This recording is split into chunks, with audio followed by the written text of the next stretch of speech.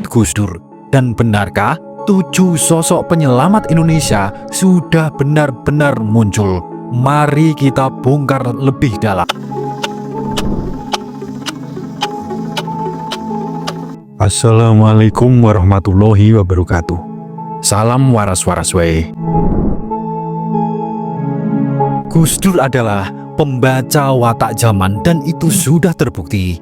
Ia berulang kali mengkritik kerakusan elit global, politik adu domba antar bangsa, perang yang dibungkus jargon ideologi dan agama, padahal ujungnya ekonomi dan kekuasaan. Dalam banyak pidato dan wawancara, Gus Dur menegaskan bahwa perang modern tidak lagi soal ideologi, tapi soal pasar. Dan sejarah membuktikan, perang selalu muncul ketika ekonomi mulai terpuruk. Konflik selalu memuncak ketika elit butuh pengalian isu. Dan yang mati selalu rakyat biasa. Dalam bahasa Jawa, Gus Dur sering menyindir dengan halus. Sing rame kuwi dudu sing penting. Sing penting kuwi asring ora katon. Yang ribut belum tentu penting, yang penting sering tak terlihat. Sebelum kita bedah lebih mendalam, silahkan tulis doa dan harapan panjenengan semua di kolom komentar. Dan bagi sedulurku yang muslim, jangan lupa tulis sholawat. Atas berkat rahmat Allah Subhanahu wa Ta'ala, doa-doa kita semua terkabul. Mari kita lihat kondisi terkini dunia. Hubungan Amerika Serikat dan Iran sedang tegang dengan potensi konflik militer terbuka. Diplomasi masih berjalan, tapi rapuh dan penuh ancaman. Krisis ekonomi dan protes internal Iran memperkeruh situasi. Harga energi global berfluktuasi tajam. Dampaknya terasa ke seluruh dunia. Ini bukan sekedar konflik regional. Ini adalah pola klasik sebelum perang besar terjadi. Gus Dur pernah berkata, kalau perang dibicarakan dengan bahasa ekonomi, berarti nyawa sudah tidak dihitung dan tidak ada harganya. Dan hari ini kita melihat itu terjadi. Menariknya, di tengah pesimisme global, Gus Dur justru sering mengatakan bahwa Indonesia akan punya penyelamat ketika menghadapi potensi-potensi mengerikan di dunia. Bukan karena senjata yang spektakuler dan bukan karena kekuatan militer yang hebat, tapi karena munculnya kepemimpinan yang tepat. Dalam spiritual Jawa ada konsep negara iku gumantung marang watak sing mimpin. Nasib negara tergantung pada watak pimpinannya. Gus Dur percaya Indonesia akan diselamatkan bukan oleh satu tokoh, melainkan oleh nilai yang hidup dalam beberapa pemimpin kunci. Dan inilah yang kemudian dirangkum publik sebagai 7 ciri pemimpin penyelamat Indonesia menurut Gus Dur. Dan benarkah 7 sosok penyelamat Indonesia sudah benar-benar muncul? Mari kita bongkar lebih dalam.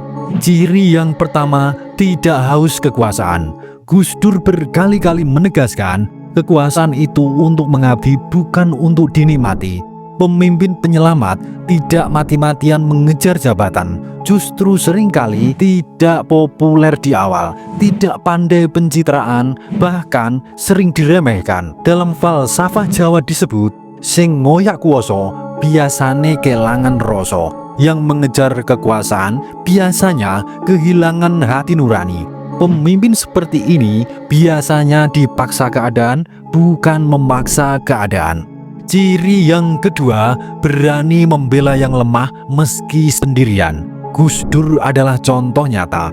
Beliau membela minoritas, wong cilik, kelompok yang tidak punya suara. Meski pertaruhannya dimusuhi oleh elit, diserang oleh media, bahkan dijatuhkan secara politik.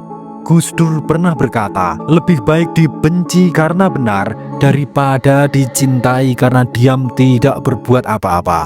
Pemimpin penyelamat tidak menghitung suara, tapi menghitung penderitaan rakyat. Ciri yang ketiga, punya keberanian moral, bukan sekedar popularitas. Menurut Gus Dur, pemimpin besar siap dibenci hari ini demi kebenaran jangka panjang. Beliau pernah menyindir, kalau semua keputusan ingin disukai, negeri ini tidak akan pernah dewasa. dalam bahasa Jawa, wani ngalah luhur wekasane, berani mengalah demi kebenaran akan berbuah mulia. Pemimpin penyelamat tidak hidup dari trending, tapi dari prinsip yang kuat. Ciri yang keempat, tidak memperalat agama, tapi menjaga kemanusiaan. Ini adalah salah satu ajaran paling terkenal Gus Dur. Agama itu untuk memanusiakan manusia. Beliau sangat keras terhadap politisasi agama. Agama dijadikan alat kekuasaan, ayat dipakai untuk membenarkan kekuasaan yang lalim. Pemimpin penyelamat tidak menjual agama, tapi menghidupkan nilai welas asih. Dalam lagu Jawa, Gusti ora butuh dibelani, menungso sing butuh dilindungi. Ciri yang kelima, punya humor tingkat tinggi dan hati yang lapang. Inilah ciri yang sering diremehkan, tapi sangat penting. Gus Dur percaya pemimpin yang mempunyai selera humor yang tinggi adalah pemimpin yang tidak menyimpan dendam. Beliau pernah berkata sambil bercanda, kalau pemimpin tidak bisa bercanda, rakyatnya yang stres. Humor bukan kelemahan, humor adalah tanda kedewasaan batin. Ciri yang keenam, berpikir jauh ke depan, bukan sekedar 5 tahun. Banyak kebijakan Gus Dur baru terasa manfaatnya bertahun-tahun kemudian. Dulu dianggap aneh, hari ini dianggap visioner. Gus Dur pernah mengatakan, sejarah itu pelan tapi jujur. Pemimpin penyelamat menanam fondasi, bukan sekedar panen pencitraan. Pemimpin kuwi kudu iso moco kahanan lan masa depan bangsa. Ciri yang ketujuh, ikhlas dan siap dikorbankan oleh sejarah. Ini poin yang paling berat.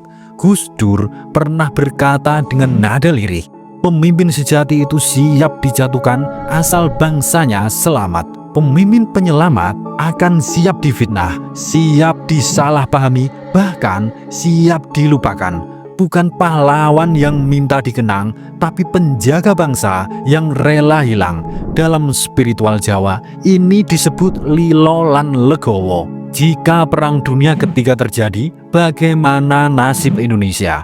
Menurut pandangan Gus Dur, Indonesia tidak ditakdirkan jadi negara agresor dan juga bukan korban utama.